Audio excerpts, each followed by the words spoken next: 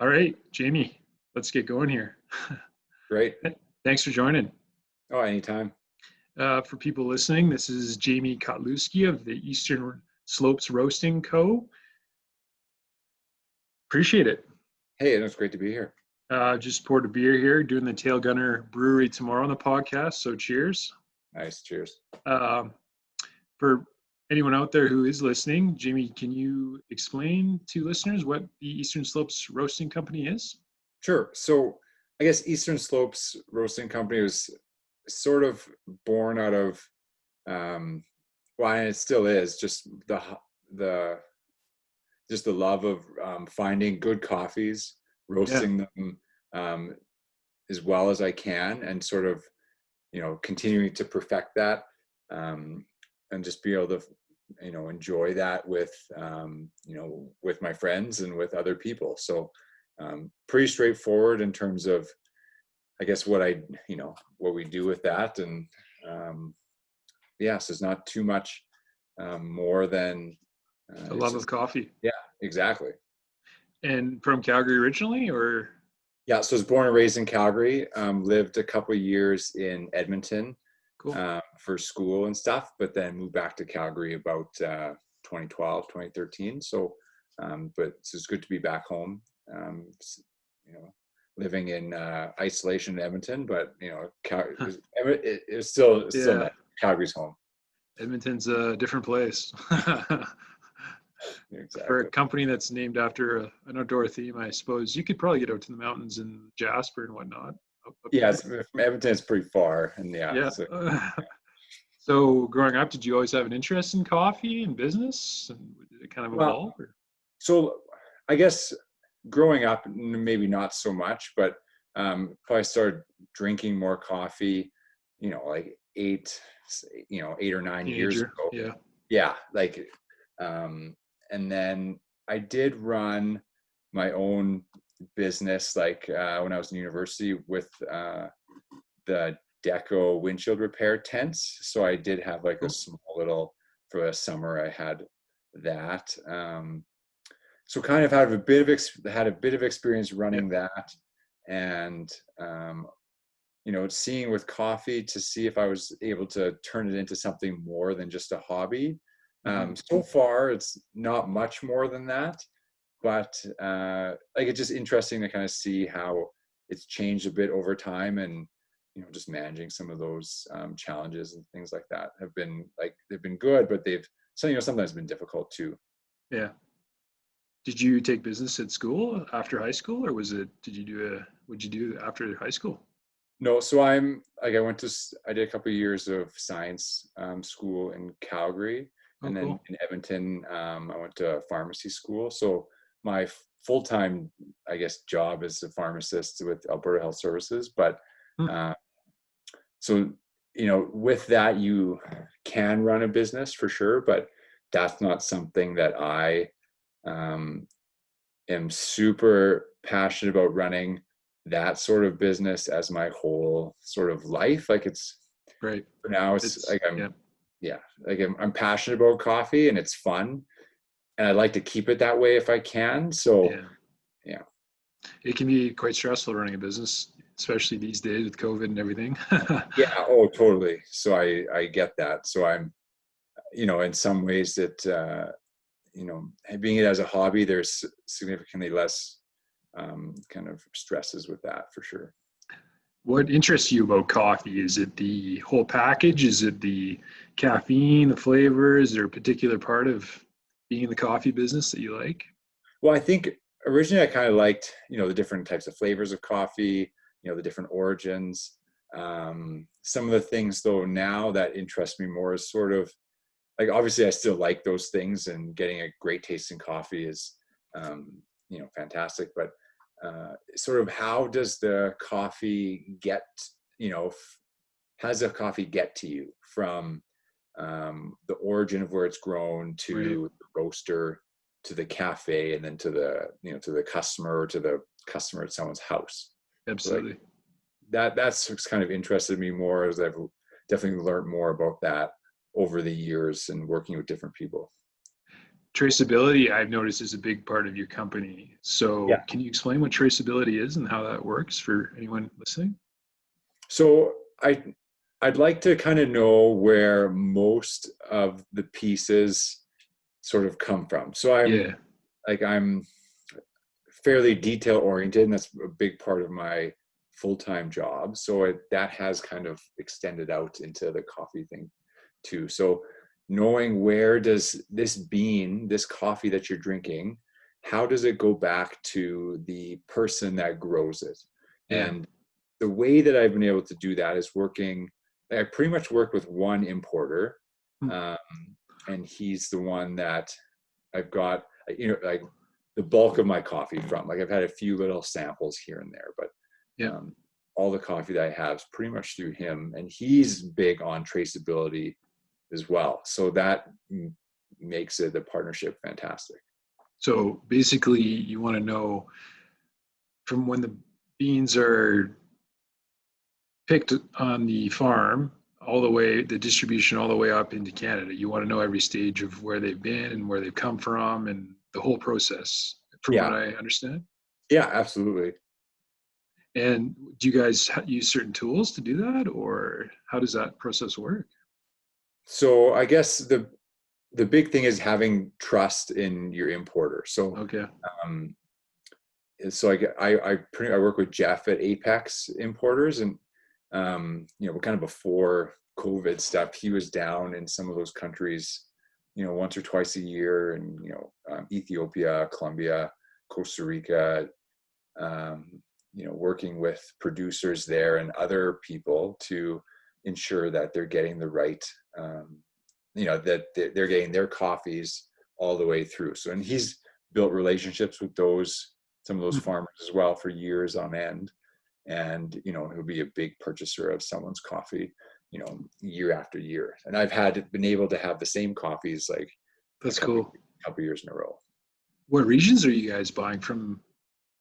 So for the most part, it's Colombia, Ethiopia are probably the big ones. So on my labeling, I have like a kind of a blend sort of label that's Yeah. usually a blend of coffees from Nariño in Colombia, and then I'll try and get a single origin coffee from either one farm or like one sort of smaller group of farms, and that I'll have one from Colombia and one from Ethiopia.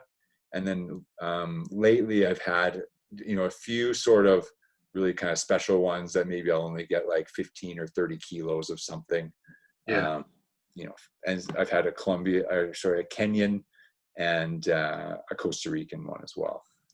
And the process in finding your favorite roast, what's that like? Are you on the weekend sitting down with 20 cups of coffee and just, Yeah, like it's a bit of work because I'm not sure how it's going to work as much going forward because Jeff's also in Calgary, so I would go over and him and I would sample like 20. We'd cup 20 coffees together yeah, yeah, and see which ones we like, and then it'd be like, oh yeah, like I really like this one, I really like this one, so I kind of book those ones. So I think with COVID, there's going to be a lot less public coffee cuppings in yeah, the future. So my palate is, it's a work in progress, right? Tasting coffees. And yeah. um, so, yeah, we'll kind of see how it goes, in the next sort of round of buying, Mhm. uh, yeah. And when you got going, was it just one day I want to do, oh, hey, I'm going to start a coffee company, or what was that process like? Did you just kind of evolve slowly, or? Yeah, it did evolve slowly. Like a guy that I know at work, he would he would roast his own coffee. And I was like, oh, like, what's that sort of like? And I was sort of, that would have been about like 5-6 years ago. And I was sort of getting into like, oh, there's more than just the coffee from the grocery store. Like Absolutely. people like make different coffees and there's different flavors like within the coffee. So it sort of started as I got a small little Bmore roaster. So it's kind of like a toaster oven. Yep. And then I kind of upgraded to, it was called a Quest, and it's like a small little electric drum roaster. And Okay. actually, I still have that one, And I use that one for samples because it's great for doing like 100 grams at a time. Yeah. And then it sort of around then I was thinking like, can I make this something that is more than just me roasting coffee every couple weeks for Yeah. myself? Like, could I share this with other people? Mm-hmm. And, is it something that would be like a viable sort of, business? Like I just definitely don't anticipate, retiring like next week, but Absolutely.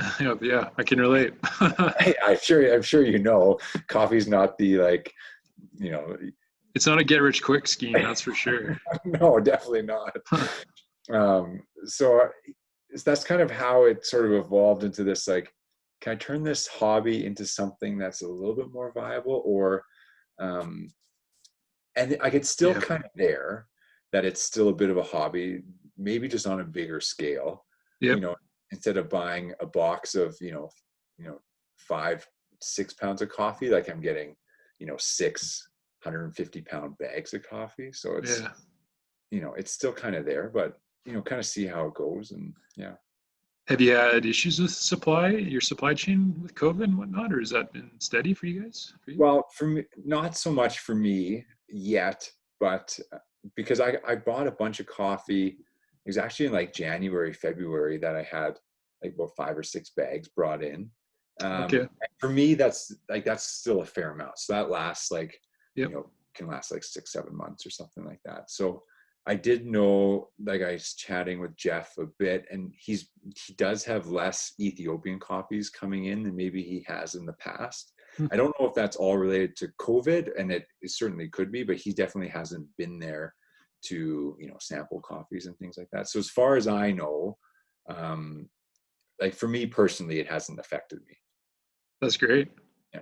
It seems like coffee has been the trade of that commodity itself has been relatively unhit so Yeah, I think, far. So yeah, like in terms of like, I guess one thing that I don't follow very well is coffee prices. I know that like it's yeah, traded on commodity exchanges, but yeah, like the price that I'm buying coffee for is kind of a big part of why I like the traceability aspect of it. Is, as much as possible, the importer pays quite a significant premium over and above that commodity price for the coffees, which is right. something that I like to hear as well.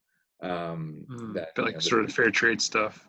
yeah, exactly. So I've learned a fair amount about how, organic pricing, fair trade pricing, some of these sort of things, how they affect like prices of what producers actually get for their coffee. Right. So that's been, like, it's not like the commodities as a whole, like Yeah. price that's on the exchange is not as much of a concern, I guess, for me, and and Yeah. it's nice that it removes it from that for the producers as well. Have you seen growers that have been hit with unfair pricing, or have you always just kind of dealt with people who got a decent price for their coffee? Well, like me personally, no, but like most of the things that I've learned about coffee pricing has been um, like through the importer that I work Yeah. with. So a lot of the coffee pricing things, like in these small rural communities, a lot of people don't have the ability to market their coffee. They don't have, they Yeah. only grow 4 or 5, 4 bags of coffee per year in, a small Colombian community, and they just grow it with their other food that they grow for their families, and they sell a couple bags here and there, right? So Yep. there are some good organizations that are working with those farmers to sort of group them together, sell them as a Cooperative. yeah, absolutely. Right. Yeah. We've come across a few roasts that are organic and fair trade, but growers don't have the resources to get the certification because they're so small. You know what I mean?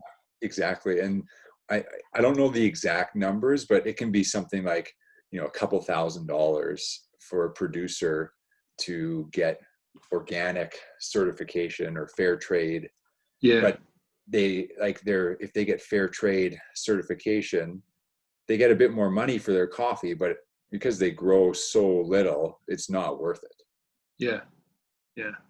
So the roasting machine you're using now, do you have it at home or do you have a little facility you've set up or Yeah, so I have a small, like I guess small is kind of relative.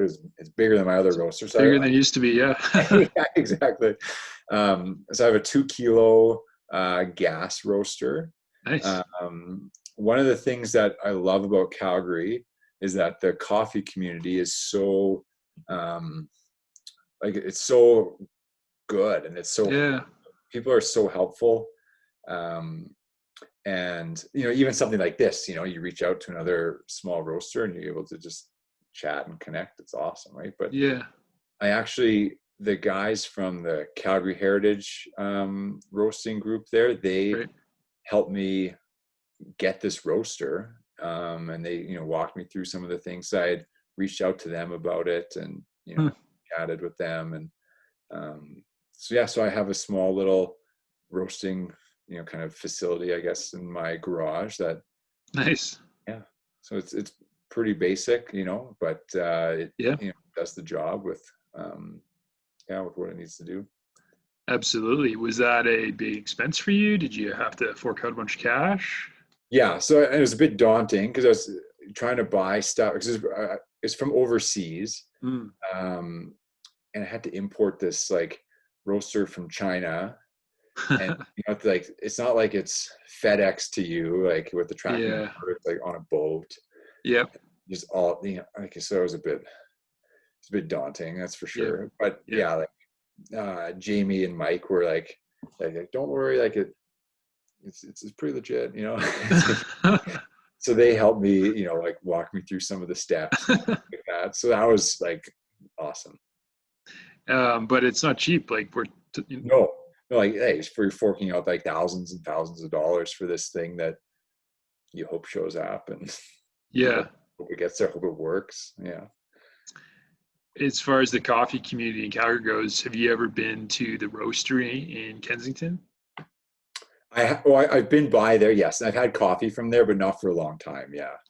They were one of the guys who kind of helped us, and similar, really nice, and like we couldn't believe it. They'd actually help us.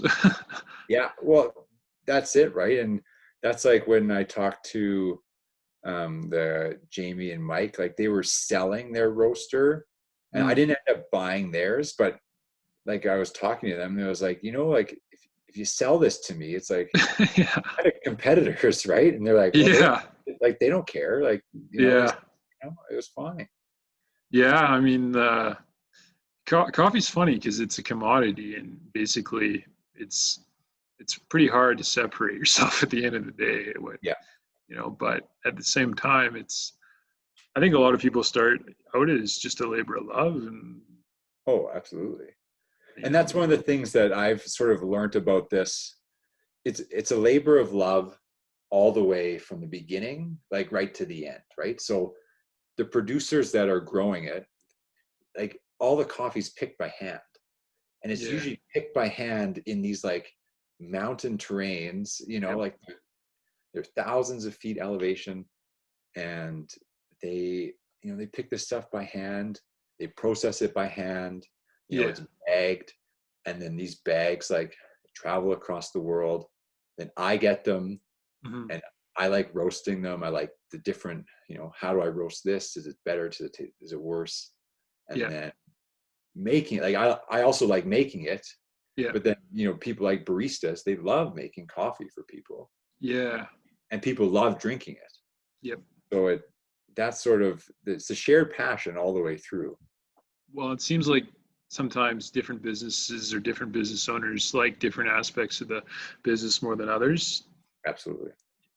Some coffee company owners might like the roasting process, or some others might like the logistics, like the transportation aspect. So it's kind of interesting to hear everyone's story.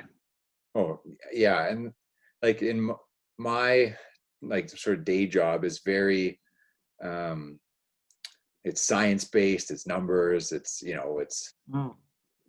so it's nice to have something that is a bit of a creative outlet. Yeah. I'm not a super creative person, so this is a way that I can do that. And that's what I love about it as well. Have you ever done any buying trips to where you guys get the beans from, or? No, unfortunately, no. Like I I probably could, like once this whole thing kind of blows over, it would be awesome to go and do something like that, but I Yeah. haven't had a chance yet.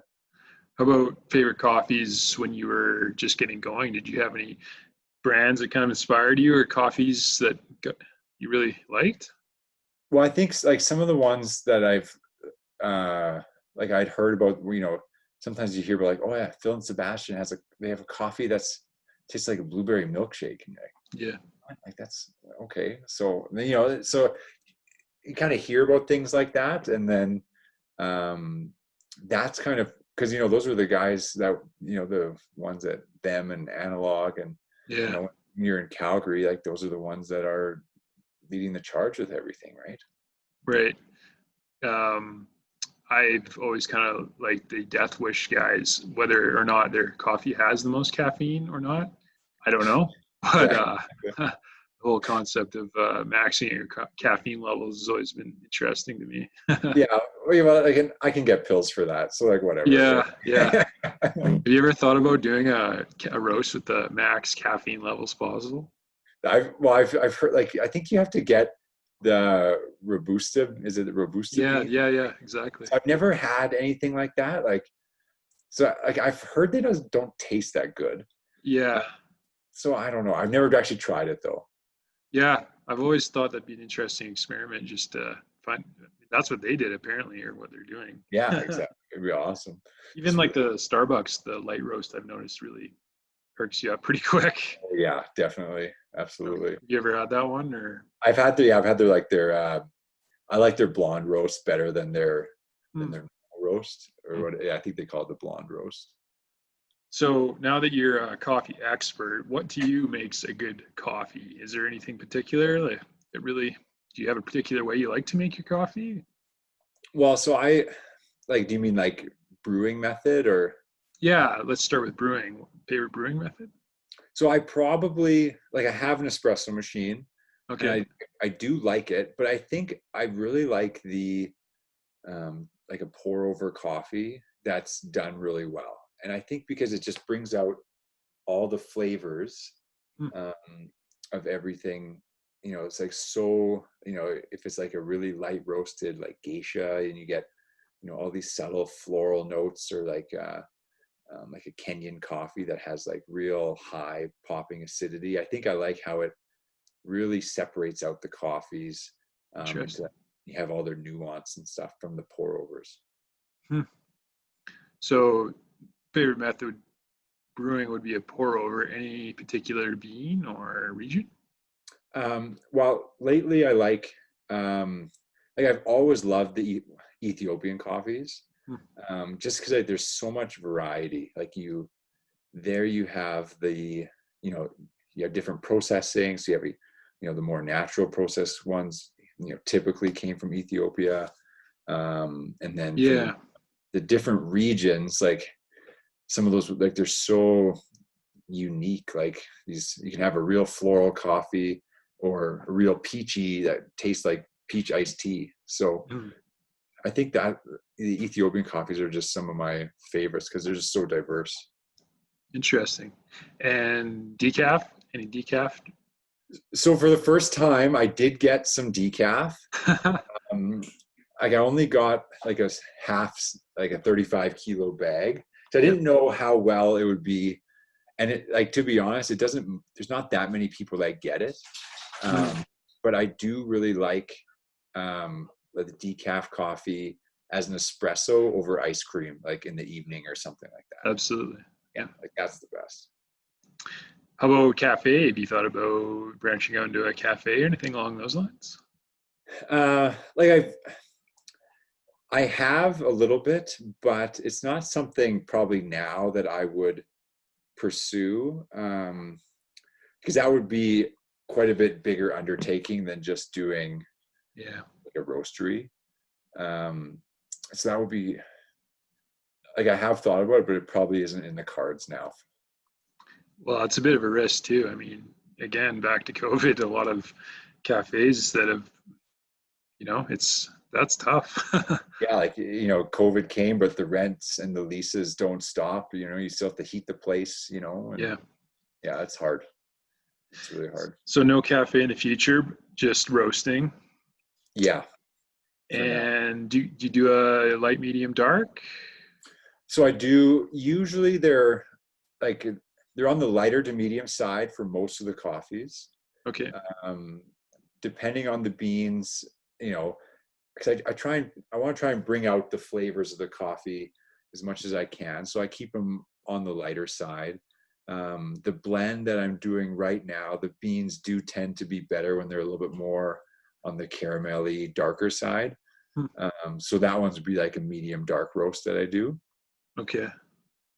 And if you were to give advice to someone on how to make a good cup of coffee in the morning, would you go back to the pour over, or what would you suggest?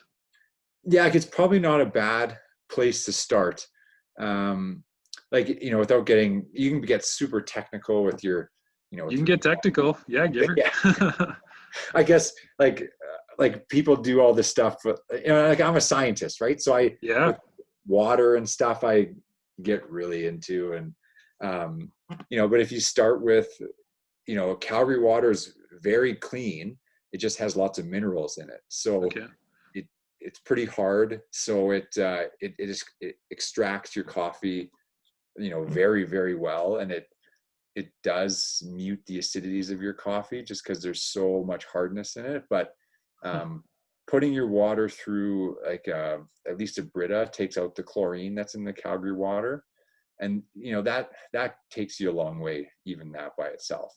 And I always recommend, like, as crazy as it is, get a scale just so you know how much water, how much coffee are you using, and then once you know that, you can adjust variables and figure out what you like. Because the way people like coffee, there's no right or wrong way to Right. make it. You like what you like, and people like dark roast, light Yep. roast, weak, strong. But if you don't know where you're starting from, how do you know where you're going to go with making it how you like? Right. And grind too. Do you use a burr grinder? Have you ever got down in?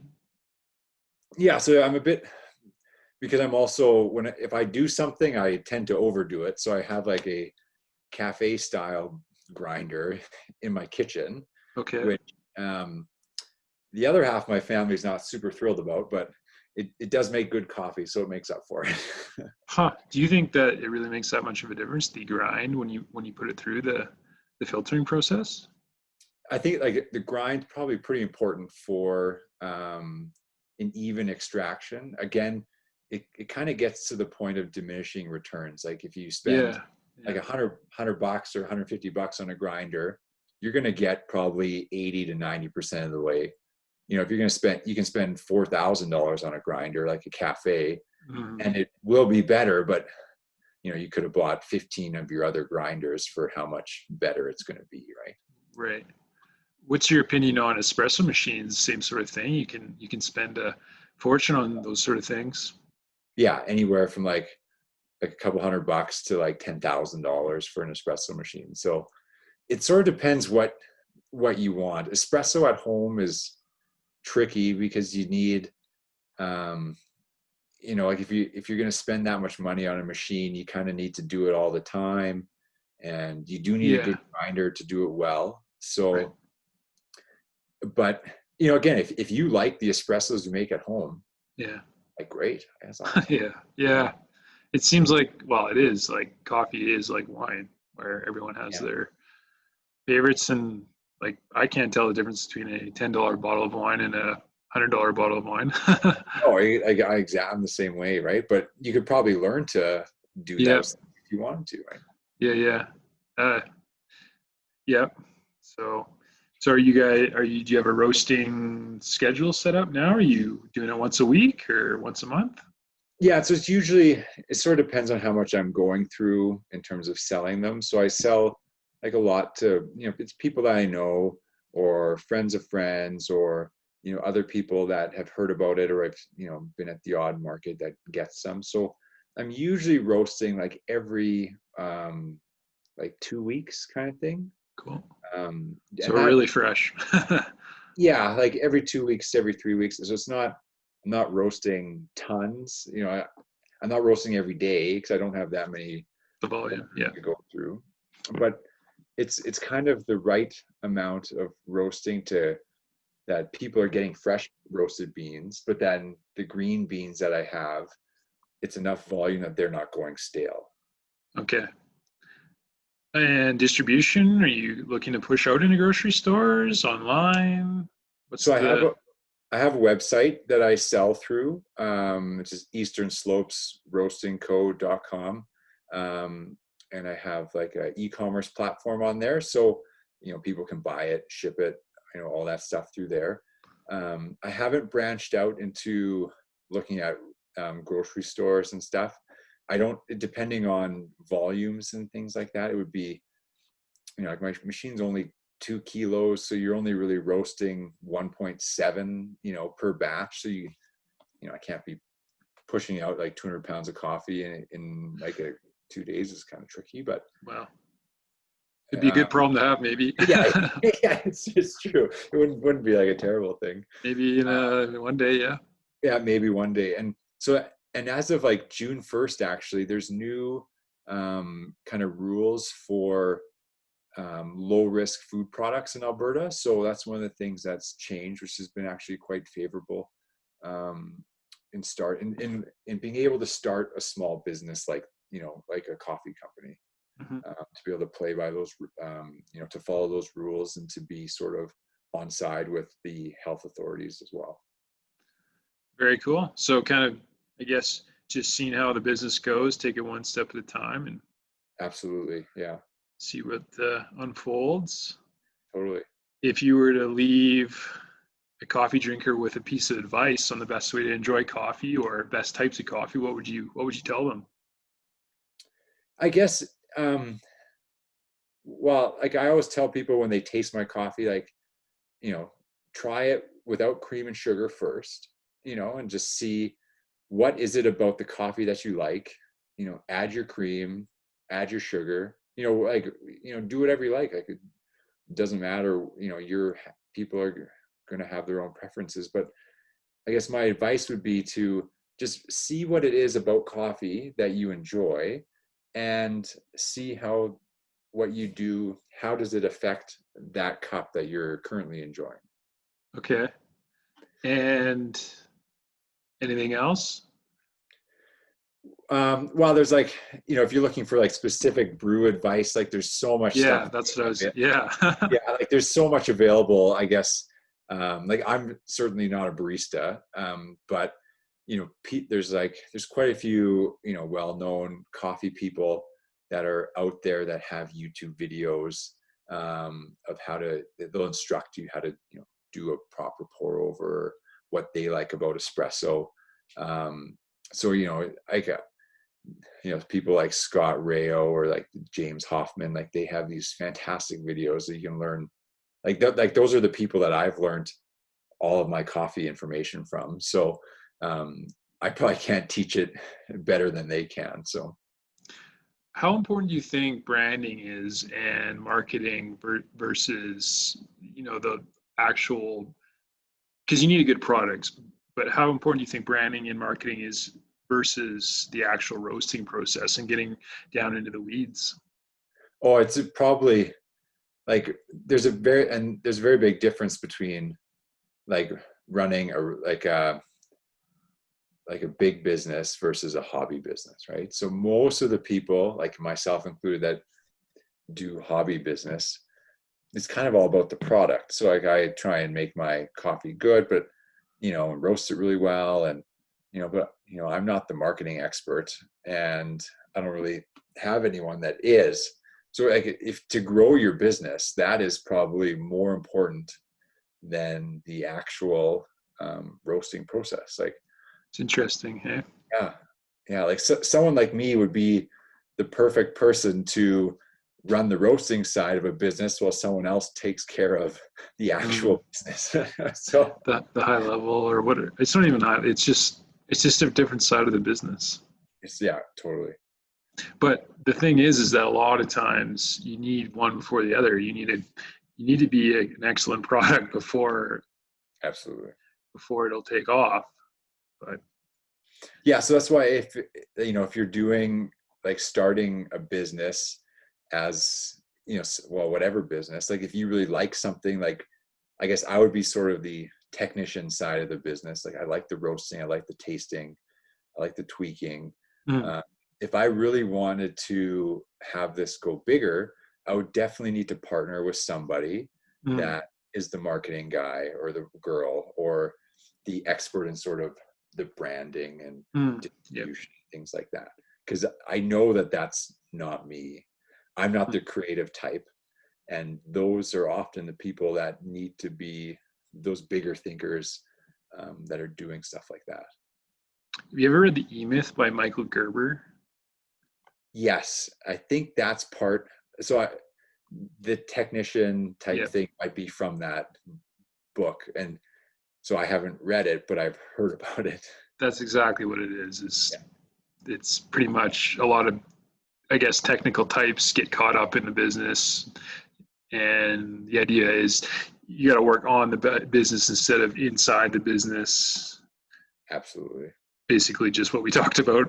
Yeah, totally. And well, and that's why this has kind of stayed where it is this sort of, bigger than a hobby, but not that much bigger. Right. Well, yeah. No, but that's a decision, right? I mean, everyone, you can change that direction at any time. Yeah, absolutely. How about pricing? Have you experimented with pricing on your product much? So I not well a little bit. So I guess my sort of blends of coffee like that I get they are lower priced product when I get it. So I sell them for a lower price. So it's about $15 a pound. It's pretty fair. This Yeah, and the single origin ones, they I they're priced at $20 a bag for a pound, and those ones because they cost me more to get to, and they're usually from one place. So like the coffee that I have is from Huila, is from in Colombia, is from one farmer, and Hmm. he grows all that coffee. Um, and then I do have some higher end coffees, my reserve ones, which are in like I plan to have them in the $25 to $35 per 3/4 pound bags. And, Interesting. sort of like a reserve roast, Yep. which a lot of companies are doing. Hmm. Interesting. Well, yeah, that's again another piece of the puzzle that we've experimented with, I guess you could say, but within reason. So, but well, I think it's been a really good summary of the Eastern Slopes Roasting Co. and everything that goes on behind the scenes and whatnot. Yeah. And I guess I should say like where Eastern Slopes comes from. Yeah. So like I'm a fairly big outdoorsman. I do a fair amount of, I spend like, do stuff out, try and spend my hobbies outside, running or especially fishing, and fly fishing is one of my favorite things to do. Very And cool. the Calgary and this region is sort of the eastern slopes of Alberta. Hmm. So in the fishing zones are called the eastern slopes. So that's sort of where the name comes from. So it kind of combines my love of the outdoors, Alberta, fly fishing, and coffee. It's Yep. very niche group of people there that do that, but that's sort of where the name comes from. And yeah, and again, thank you so much for just having me on. And it's great to talk with someone else that does coffee in Calgary, and it'd be great to actually Yeah. get together in real life instead of through Zoom. So Yeah. Well, I appreciate your time, and same. It's been great to chat coffee and hear about Eastern Slopes, and great. we'll leave it there. Thank you. Okay, thanks, Trevor.